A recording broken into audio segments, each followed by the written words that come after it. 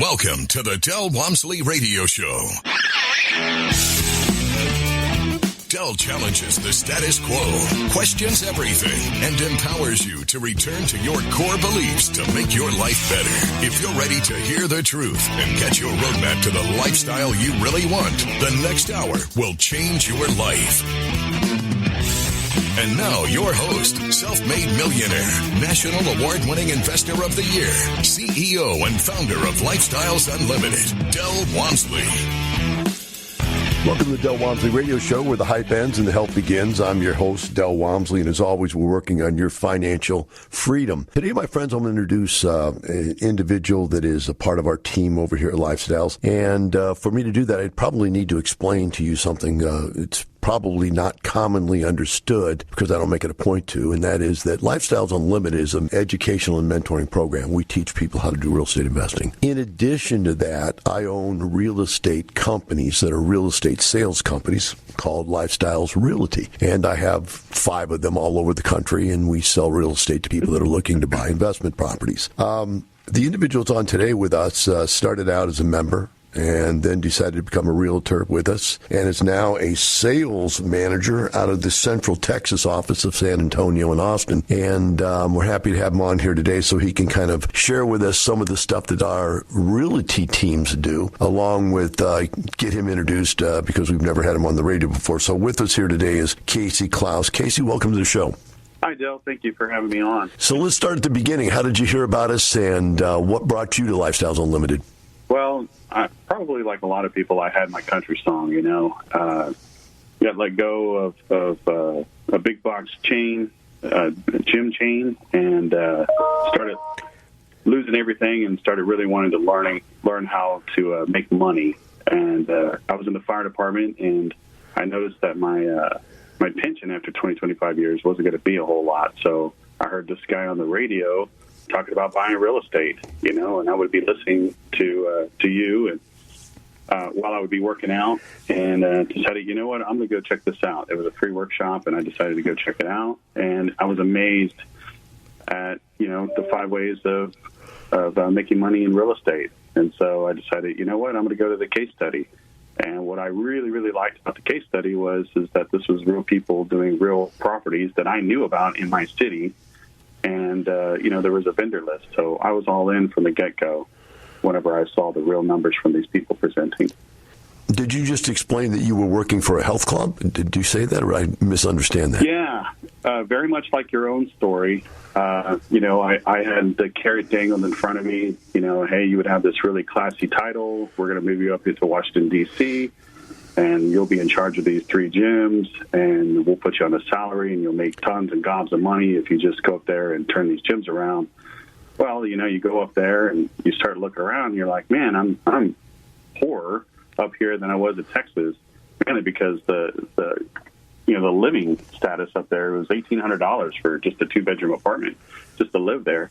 So you start doing the math, and it didn't work. So when I talked to the boss and asked him if I could be transferred back down to San Antonio, he said, sure, but you're going to pay for your own moving van, which was $3,000. And I moved my family back down to San Antonio, showed up to work on Monday, and they let me go.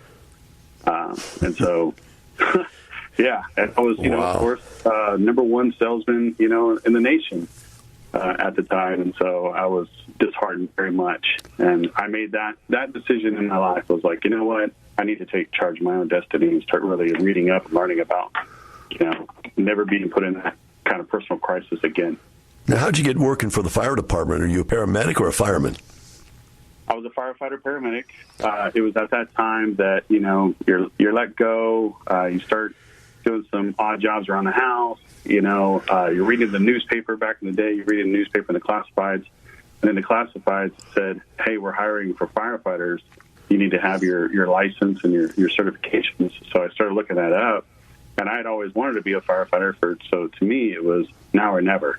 I was 28 at the time and decided, you know what, I'm going to go ahead and go to the academy, which, you know, I had to pay for during the day, and then work my clients because I was still training clients in the evening, and paid my way through school.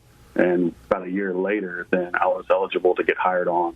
And I got hired on as a firefighter, and they sent me to paramedic school. So that was an extremely rewarding career. However, when you work for the man or work for the city, you're not making a whole lot. So what drove you to look into real estate, and were you still a firefighter at that time? Right. Yes, I was. A lot of the firefighters always had other jobs. We worked 24 on, 48 off. And so we would have, most of us were electricians or plumbers or something on the side. And I really took to real estate. At one time I was a Dave Ramsey fan, and then I started going into Robert Kiyosaki, and then I heard about this club, this membership, and checked it out, and it made so much sense.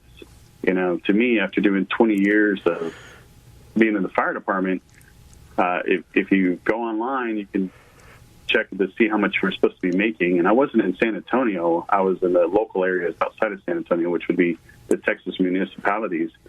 And their numbers were, $1,400, $1,500, $1,600 a month as your pension after 20 years of service. And I thought to myself, from learning from you guys, shoot, that's only 3 properties. If I had 3 properties, I'm done.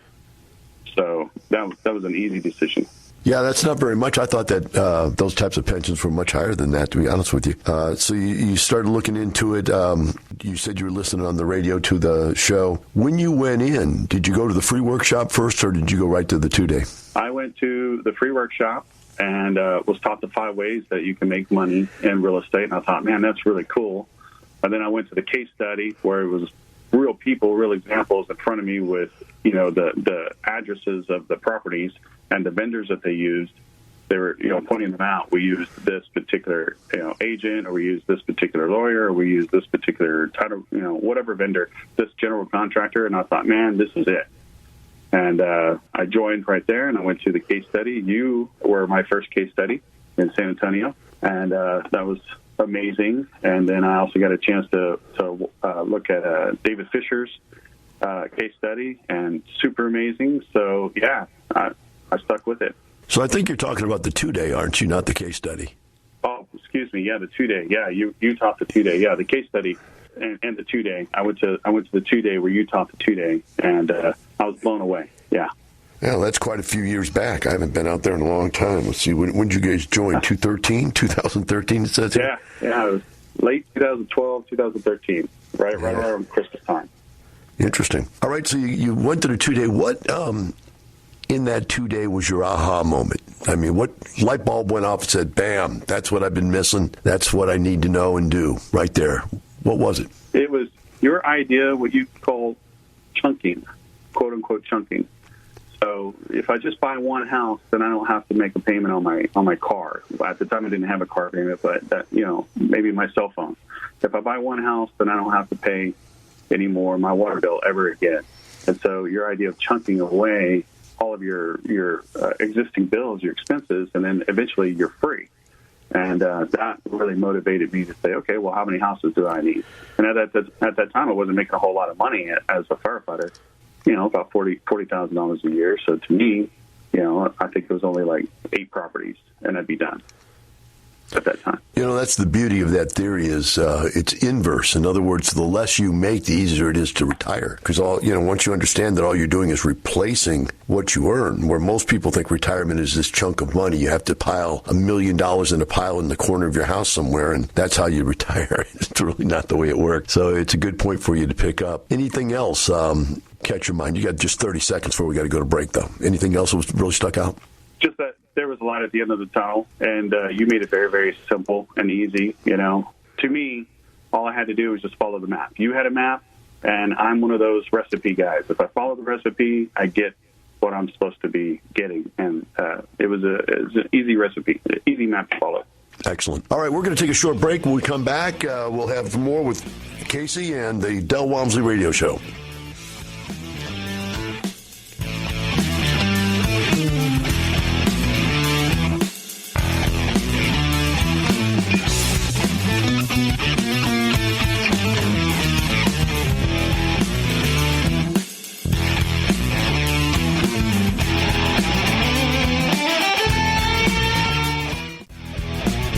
Welcome back. Now here's some more unconventional wisdom to set you free from the man on a mission to retire America, one person at a time, Del Walmsley.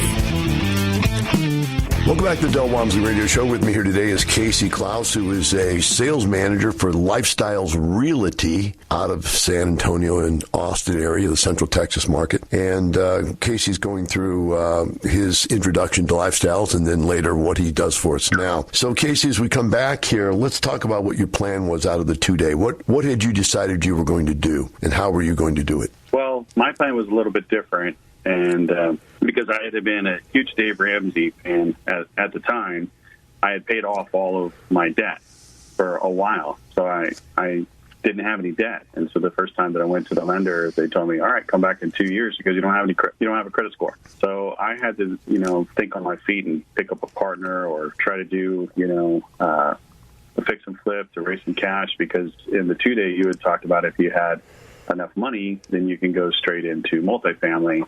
And I was really thinking, okay, well, that would be my plan. Do a couple flips, get into multifamily, and move forward. But the thing is at the end of the book, you say that we will not do what Dale says.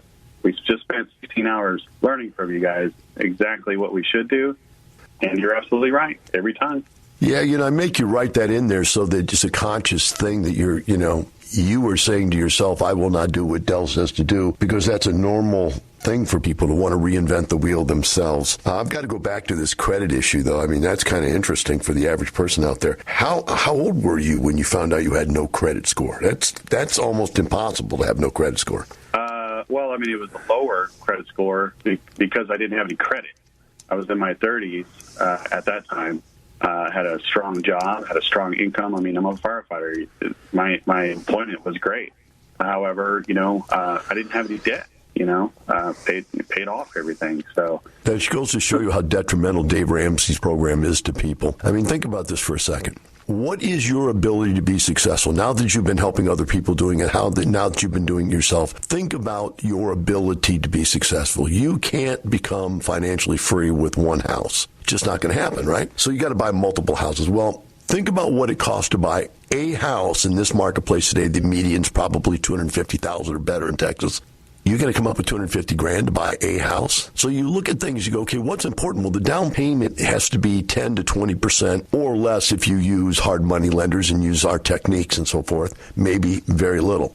So very little to 20% maximum. So it's a portion of your success. But what is 80% of your success? 80% of your success is the ability to get somebody else to put up the money for you, which is the ability to have credit. And to have zero credit, what Dave Ramsey is doing is saying, look, I'm going to cut off 80% of your arms. You're going to have little 2-inch stubs hanging out of your shoulders. That's all you need, because arms can get you in trouble. They could get you killed. Having legs is bad, too. Let's cut them off also. In fact, I don't think anybody that knows Dave Ramsey should even drive a car, because a car could kill you, and you could easily ride a bicycle. So there's really no need to have a car. Why not just take all that risk and all that cost and get rid of it and have a bicycle instead? What else in life do you not need? Just about anything and everything that could scare you, that could be dangerous, should not exist if you're a Dave Ramsey believer. And so there you are, you wake up in midlife and you've got no ability to go be successful because of a program that many people have paid for. It blows my mind. So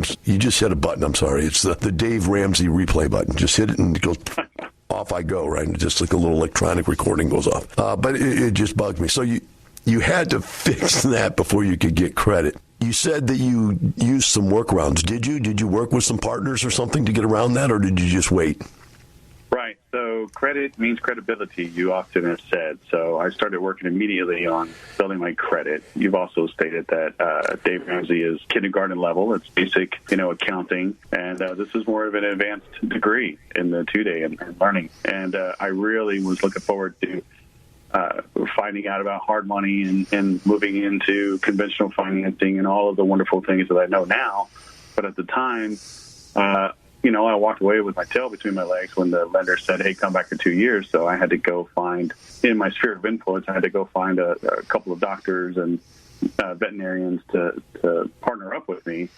And, of course, they didn't want to do the slow rehab and rental route. They wanted to do the quick fix and flip part.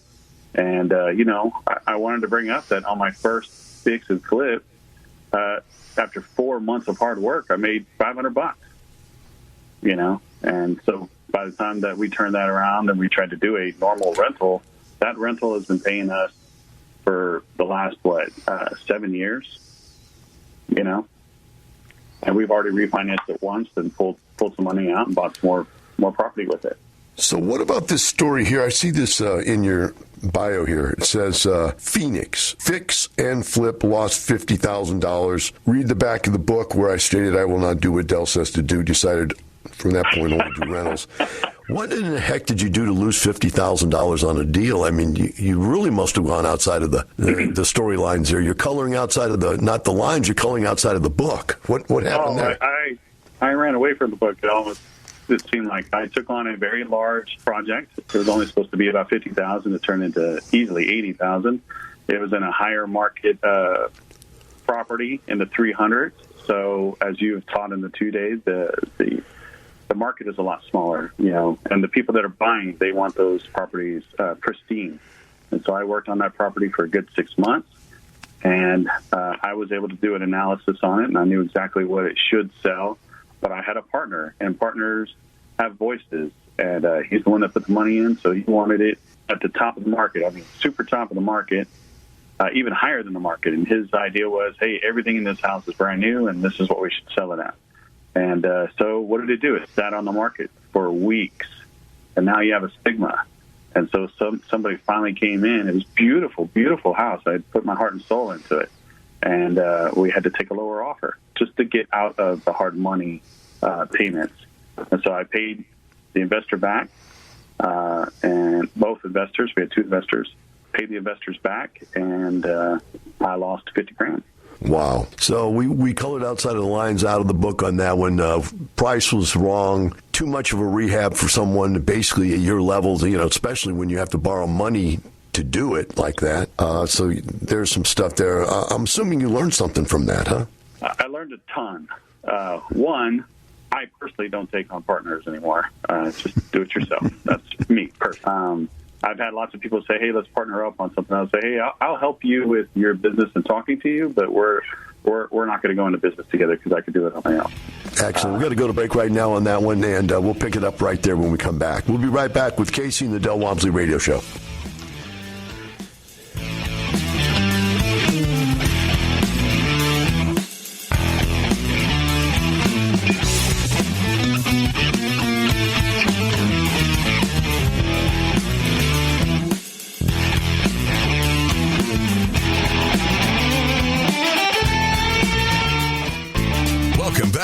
Now, here's some more unconventional wisdom to set you free from the man on a mission to retire America, one person at a time, Del Walmsley.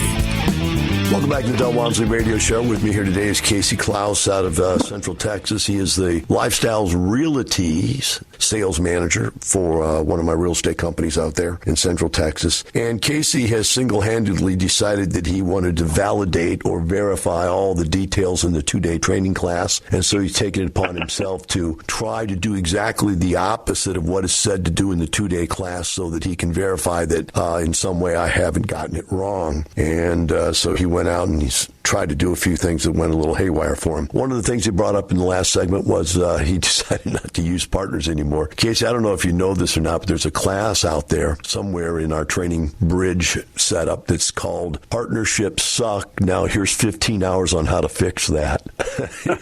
Right.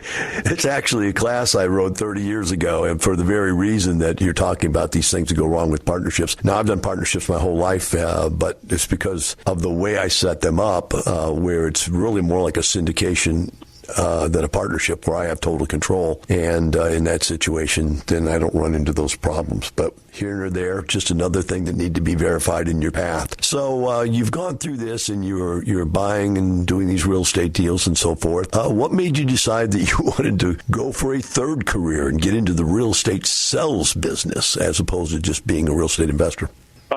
I really thought that if I became a realtor, my father-in-law was a broker at the time, and if I became a realtor, I thought that I would gain some extra advantage over a lot of investors. I'd be able to run my own comparables. I'd be able to see some properties that are on the market and just kind of have an inside track. And that's the reason why I got my license back then. Did it work out that way for you? I mean, it definitely helps with comparing, doing my own comparable analysis, and it definitely helps whenever I'm working with all of the members, of course. However, I only buy broken down properties that are typically not listed on the MLS. That's where the deals are. That's where the meat is. So the truth of the matter is I'm just trying to get this point across rather sarcastically, is that for 30 years I've told people, don't become a realtor to become a real estate investor. It doesn't make any sense at all. It doesn't really help you as much as you might think that it might help you. Now, the one thing it does do is provide cash for you, because every time you make a sale, you get a commission. And that commission feeds your bank account, which then allows you to be able to go out and buy more real estate. In that sense, it does. And I'll tell you another sense that it does, in that what I found when I was a fledgling consultant, teaching people, helping people all the time, I found that the very fact that because I was touching so many transactions with other agents, with other wholesalers, with other people out there, that I got to be known as someone that could get a deal done. And what that meant for me was when somebody had a great deal and they wanted to get rid of it right away and they wanted to know it was for surely going to close, they were willing to contact me because they knew I could get the deal done. So I found that it was interesting. If you help enough other people in this world get what they want, which is help them get their deals, then you can have whatever you want, which happens to be the ones that you're particularly interested in. So I found that to be of great benefit to you. So let's see, you joined here in 2013 and you became a realtor in 2015, right? You did that up until when? When did you become the sales manager out there? Summer of 2018, I was asked to step up and, not replace the former guy, because he's irreplaceable. He was awesome. We call him our Yoda, but to try to fill his shoes. He really was kind of like a Yoda, wasn't he? Yeah. I'm just picturing him with ears right now. So, all right. So you picked that up now, and let's talk about what you guys do to help Lifestyles members find deals. Well, kind of like what you just said, as far as a consultant, we're looking at pretty much a minimum of 200 properties a year. I'm physically walking in a house. 100 to 200 properties a year. We're able to see, what needs to be fixed. We're taking a look at the comparables. We're talking to the members who also have mentors. So they have, the person that has skin in the game that could find the property for them, but then you've set up, or they have a mentor that doesn't have skin in the game to back us up, or to tell them, this isn't the greatest property in the world, and to move on. So we're providing a really good service to our members. Well, I think it's important to be very clear about this point, Kasey, and that is, once you get a license, you really legally tie your hands behind your back in many cases, because you can't really consult a person. As a realtor, you don't have the right to tell them if the deal makes sense financially. You don't have the right to tell them what it's going to cost to do the rehab. You don't have the right to tell them if the appraisal is correct or not. You can't make any of those decisions anymore. You simply can facilitate their decision with as much information as is available in the marketplace to provide. And that's very important. And that's why people need to have a mentor or a consultant, which is a separate body in this transaction that does not have any fiduciary responsibility to this person. Whereas the fiduciary responsibility here lies in, you need to be helping the seller sell that property. And even if you're playing a buyer's agent, you have a fiduciary responsibility to not overstep your grounds and just try to talk this person into buying this property. You simply are there to facilitate. And I think that's very important for people to understand. So when they go out there and they find an agent, you need to realize they can't tell you this is a good deal or a bad deal. And if they're doing that, then they are probably overstepping their bounds as agency. Secondly, the thing that is interesting is that we step in and provide some form of I'm looking for a word. Interference came up. I don't think that's the right word for it, but we step in between wholesalers and our customers and say, hey, let's take a look at these things, because wholesalers tend to take advantage of new investors by forcing them to agree to no inspections and or, instantly giving them hard earnest money and so on and so forth, which is fine for a seasoned investor who knows what he's doing or she knows what she's doing. But when you're a brand new rookie out of the blocks, you really need someone to say, hey, guys, back off this guy a little bit. Give him the right to have a contract with an escape clause. They need inspection time. They need feasibility. They need those things. Otherwise, they really shouldn't be in this deal with you. Do you guys find you do a lot of that working with hard money, or not hard money, but with wholesalers and so forth? Right. We have a little bit of leverage over them because they know that our buyers can corner the market, on them, and that we will close. We're all qualified, pre-qualified. We all have an income, and we're all not sophisticated, but I mean, they're very smart individuals. And like you said, we have to get in the middle and make sure that they don't take advantage of our membership. And so we make sure that the earnest money goes to the title company. It doesn't go to the wholesaler. We make sure that we take a look at the ARVs on it, and what do the comps say? What does the data say? And then, we have time to be able to get our general contractors and our inspectors out there to confirm those numbers. And then they also have a mentor to be able to back them up and guide them the whole way. So, maybe the wholesalers at one time were used to taking advantage of beginners like they did me on my first property. And, I kind of feel like, I got snubbed pretty hard, and, that's why I'm there to protect our members. Well, if you help enough other people in this world get what they want, you can have whatever you want or need, and whichever is the case. So it's important that you get out there and help people. And, people tell me all the time, I don't really believe that BS. I help somebody once. I go, once is not enough, man. Once is just the beginning of the long life of service if you're going to be successful in life. So you're out there now as a sales manager, and you're tasked with keeping track of the deals that we do in the office and the volume and so on and so forth in that particular office. Is your office running both San Antonio and Austin, or just San Antonio? It's San Antonio and Austin, so we'll take on the 10 markets and the New Braunfels markets as well. Okay, great. Well, when we get back from break, I want to talk to you about the difference between the two different markets and see if we can help people with some information that way.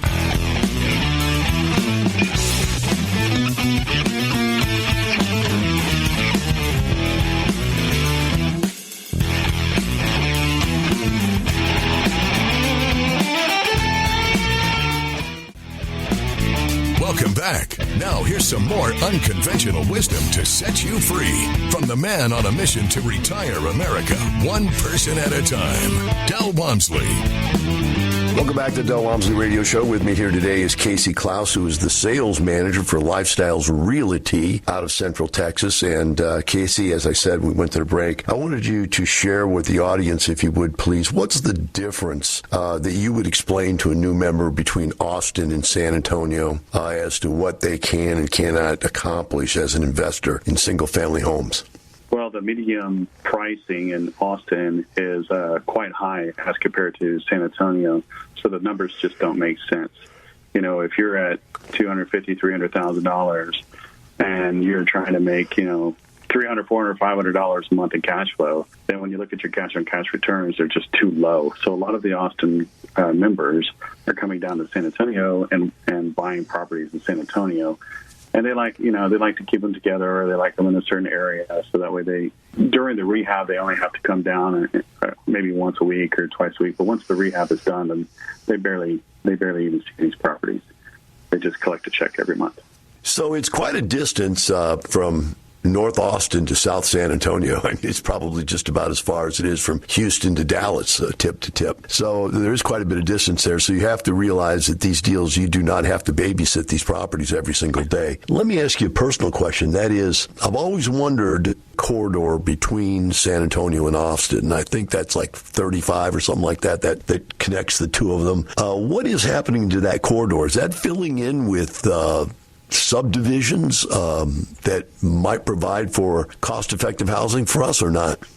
Yes, sir. There's definitely in the Buda and a little bit in the New Braunfels off of the highway, off of I-35, sometimes we're able to pick up some newer homes at a discount and be able to get those rented out and make the type of numbers that we need to make. When you work with someone and they come into you, explain to us how they connect up with you and your team to get to the deals that you guys find. Are you working off of a hot sheet like some of the realtors do in some of my offices? In other words, I have these 5 guys or 10 guys I'm trying to find deals for. Or are you guys sending out mass mails and first come, first serve? How are you guys doing it?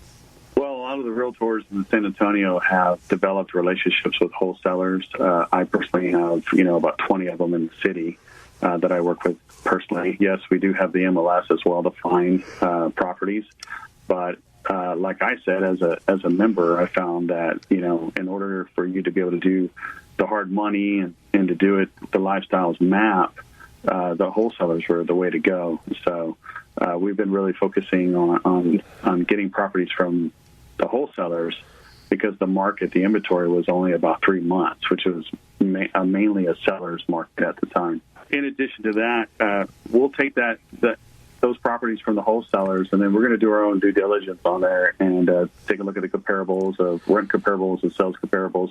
We're going to put together an information packet for our members that have joined and can use our services, and then we'll send that packet out in what's known as a blast. And so your members will, on their phone or, on their computer, they'll get an email with a property. Bing, there it is. And if it fits their criteria, then they're going to ask for more information and they're going to get in contact with the realtors.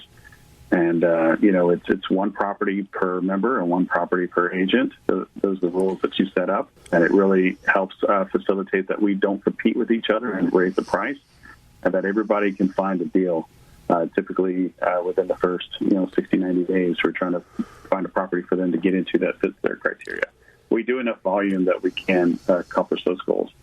So what you're speaking about is something called the tagging system. And the tagging system is something that I created way, way, way back 30 years ago, back when I first started doing this. And what I found is that I'd be sitting there helping some guy, helping Bob buy this property. We found this good deal. And then all of a sudden, Steve would come in and say, hey, I found this deal. Can you help me do it? And I'd look at it, it'd be the same deal that I'm already helping Bob with, and I'm now in a dilemma. I'm going to say, well, I can't help you, Steve, because I'm working with Bob on that. And then now all of a sudden I've made a competitor out of one of my customers. So now Steve is a competitor against me and Bob working on this deal. So I had to do something to fix that, so I created the tagging system that once one of our members goes after a deal, we tag that and say, okay, that's who we're helping with this deal. You can tag to be second in line, or you can tag to be third in line, but we can't help you with that deal, nor can you as a member go after that deal if it's tagged. Otherwise, you risk losing your membership, because the idea is if we didn't do that, every single one of our members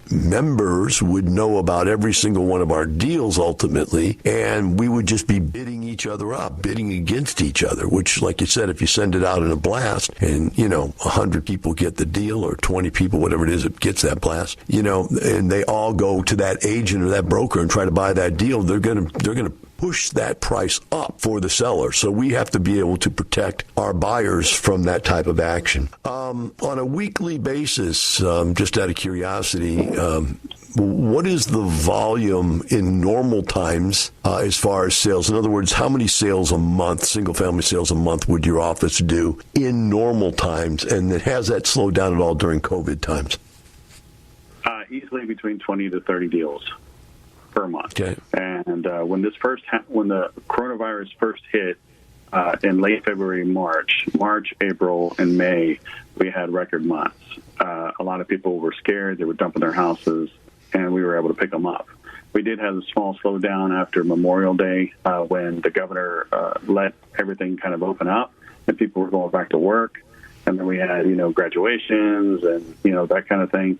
And it slowed down a little bit, but now that I've seen Governor Abbott and our mayor shut down, San Antonio and the bars and different things like that, I fully expect those properties to start coming back around. I appreciate you coming on today, sir, and I appreciate you helping our members out there. For the rest of you out there, remember this, it's not the money, it's the lifestyle. Have a wonderful day. We'll see you tomorrow.